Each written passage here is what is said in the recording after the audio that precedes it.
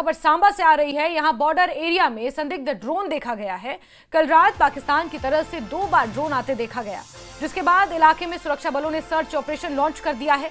ये संदिग्ध गतिविधि चिलियारी और चमलियाल इलाकों में देखी गई है। करीब 10 मिनट से ज्यादा तक ये ड्रोन भारत के इलाके में घूमता रहा और यही कारण है कि अब चौकसी बढ़ती जा रही है। बॉर्डर एरिया में संदिग्ध ड्रोन देखे जाने के बाद कल रात से ही सुरक्षा बल चौकन्ना है और पाकिस्तान की तरफ से 2 बार ये ड्रोन आते देखा गया, जो 10 मिनट तक एक्टिविटी करता रहा आसमान में। और यही कारण है कि सुरक्षा बल अब सतर्क हो गए हैं। ये ड्रोन एक्टिविटी पाकिस्तान की तरफ से आए ड्रोन से देखी गई। चिलियारी और चमलियाल इलाकों में ये देखा गया। श्याम सुंदर हमारे सहयोगी फोनलाइन पर जुड़े हुए हैं। श्याम, जरा बताएंगे अपडेट्स। बिल्कुल, तो कल रात के समय की ये बात है जब ड्रोन जो है वो जिला सांबा के अलग अलग 2 इलाकों में, सांबा सेक्टर के 2 इलाकों में देखा गया।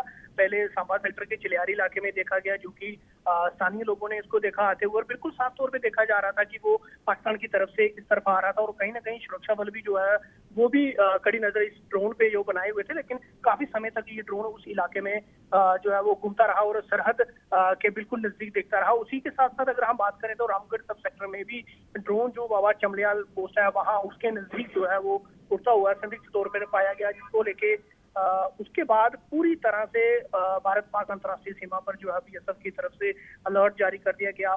हालांकि आप जैसे कि कुछ दिन पहले की अगर हम बात करें तो ये 1 महीने में लगभग अगर हम बात करें तो ये तीसरी घटना मानी जा रही है जो संदिग्ध ड्रोन एक्टिविटी जो है इस एरिया में देखी जा रही है। और लगातार सुरक्षा बल जो है वो कड़ी नजर बॉर्डर के इलाके में बनाए हुए हैं। एक्स्ट्रा डिप्लॉयमेंट जो है वो हो चुकी है और लगातार चौकसी जो है वो बढ़ती जा रही है। और किसी भी किस्म की जो नापाक कोशिश है, जो पाकिस्तान में बैठे जो दहशतगर्द हैं, जो खलल पैदा करना चाहते हैं जम्मू कश्मीर में, चाहे वो ड्रोन एक्टिविटी करके ड्रोन की घुसपैठ से वो ड्रग भेजने की बात की जाए, हथियार भेजने की बात करें, ऐसे कई मामले जो है वो सामने आ चुके हैं। तो सुरक्षा बल कहीं भी किसी किस्म की लापरवाही नहीं बरतना चाहते। अलर्ट के साथ साथ पूरे इलाके में सर्च ऑपरेशन किया जाता है। जैसे ही एक्टिविटी इस तरह के रात के समय की बात करें, चौकसी साफ पे देखी जाती है कि जैसे ही कुछ संदिग्ध चीज जो है वो आसमान में उठती दिखती है तो पूरी तरह से अलर्ट हो जाता है और देखा जाता है। और सामने कई समय तक ये देखा गया कि जो संदिग्ध ड्रोन है वो बिल्कुल सीमा के पास उड़ता हुआ दिखाई दिया गया। हालांकि उसके बाद पूरे इलाके में रात के समय ही ऑपरेशन जो है वो लॉन्च कर दिया गया, सर्च ऑपरेशन। तो लगातार सुबह तक और तब से लगातार सुरक्षा बल इलाके में गश्त कर रहे हैं और इसको लेकर चौकन्ना भी है। श्याम, बहुत बहुत शुक्रिया हमारे साथ जुड़ने के लिए। और सांबा में ही इंटरनेशनल बॉर्डर पर एक बार फिर पाकिस्तान की नापाक हरकत दिखाई दी है।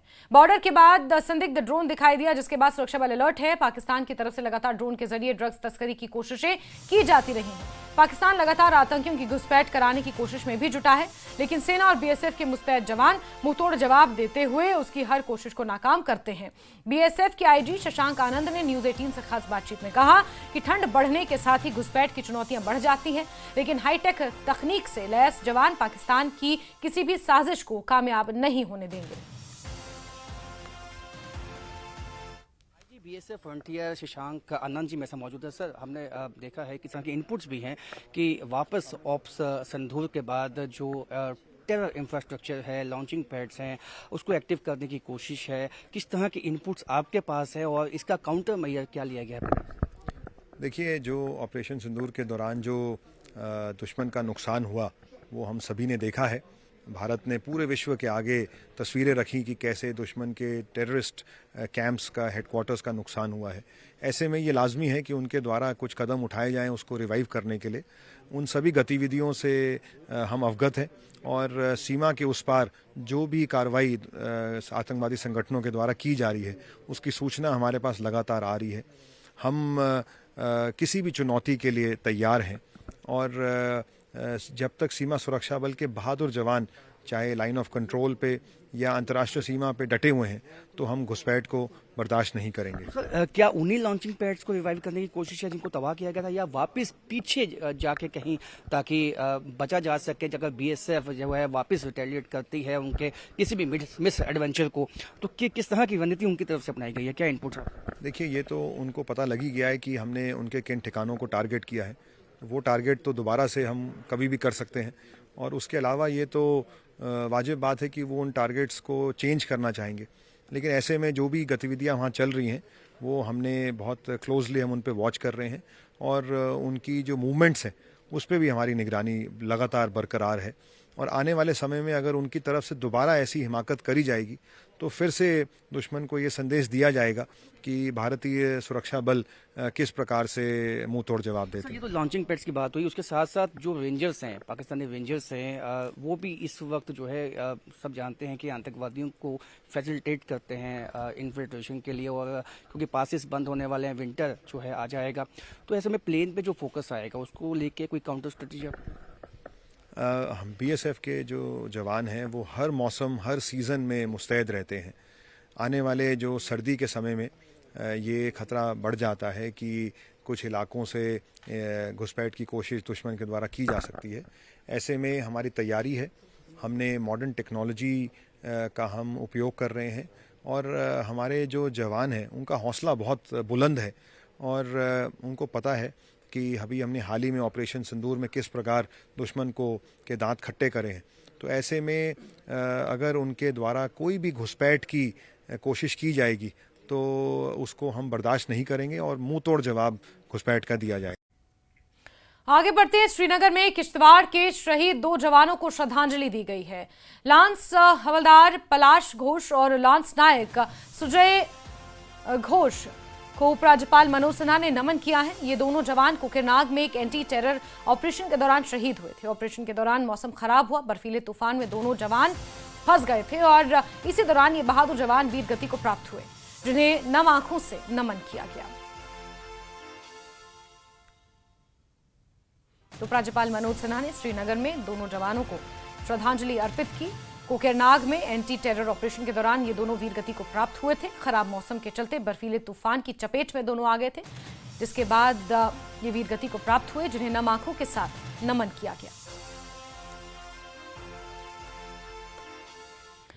कारगिल में जिला मजिस्ट्रेट राकेश कुमार के निर्देश पर फायर फॉरएवर इन ऑपरेशन डिवीजन ने सैंपर्स ने कुर्बाथांग में नगर समिति के ठोस अपशिष्ट प्रबंधन संयंत्र के पास मिला बिना यूएक्सओ और 6 बमों को सफलतापूर्वक निष्क्रिय किया।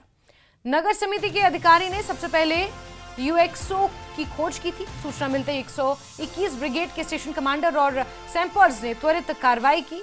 इससे क्षेत्र सुरक्षित हुआ और नगर समिति बाड़ लगाने का अधूरा काम भी पूरा कर सकेगी।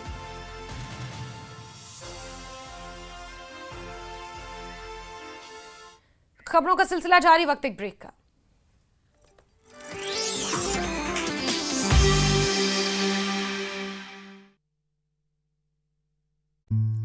हर माँ की एक ही है फेवरेट चीज, में तेरे है छाया, खाने को बनाए वो लजीज, स्वाद को लाए सेहत के करीब, जी भर के खा लो पाओ माँ का आशीष। पल पल की शक्ति, हर माँ का भरोसा प्यार से परोसा, पतंजलि शुद्ध गाय का घी। सांसद अनुराग ठाकुर ने भी अपनी पत्नी संग मनाया करवा चौथ का पर्व। करवा चौथ की तस्वीरें सोशल मीडिया में की शेयर। हिमाचल बीजेपी अध्यक्ष डॉक्टर राजीव बिंदल के बड़े भाई रेप की कोशिश के आरोप में गिरफ्तार। 25 साल की पीड़िता के बयान के आधार पर राम कुमार बिंदल की हुई गिरफ्तारी।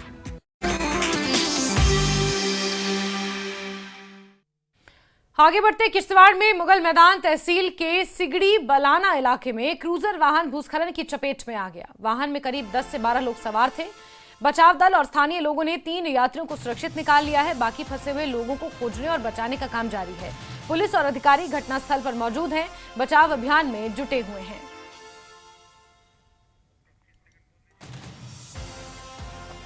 तो किश्तवाड़ के मुगल मैदान तहसील के सिगड़ी बलाना इलाके में ये क्रूजर वाहन भूस्खलन की चपेट में आया है। जिस वक्त ये चपेट में आया उस वक्त 10 से 12 लोग इसमें सवार थे। बचाव दल और स्थानीय लोगों ने 3 यात्रियों को सुरक्षित निकाला है। बाकी फंसे हुए लोगों को खोजने और बचाने का काम जारी है, क्योंकि जिस तरह से ये क्रूजर वाहन पलटा है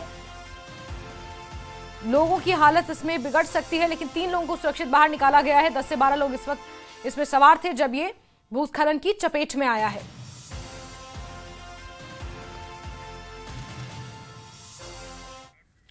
और श्रीनगर में 2 दिवसीय कश्मीर लिटरेचर फेस्टिवल का आगाज हो गया है। उपराज्यपाल मनोज सिन्हा ने कश्मीर साहित्य उत्सव का शुभारंभ किया। डल झील के किनारे SKICC में आयोजित महोत्सव कल तक चलेगा, जिसका शुभारंभ करते हुए उपराज्यपाल मनोज सिन्हा ने कहा कि जम्मू कश्मीर देश का महत्वपूर्ण हिस्सा है, एकता की राह दिखाता है, लिहाजा श्रीनगर में आयोजित कश्मीर लिटरेचर फेस्टिवल से एकता का संदेश जाना चाहिए।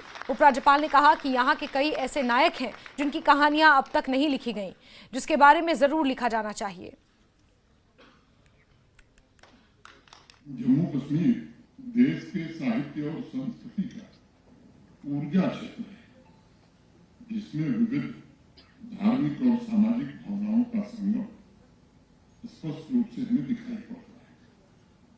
अब जरूरत है एक बार फिर से आध्यात्मिक, सांस्कृतिक, सामाजिक और भावनात्मक एकता कैसे मजबूत किया जाए। यह पवित्र कार्य राइटर्स, थिंकर्स और कलाकार सबसे अच्छे ढंग से कर सकते हैं।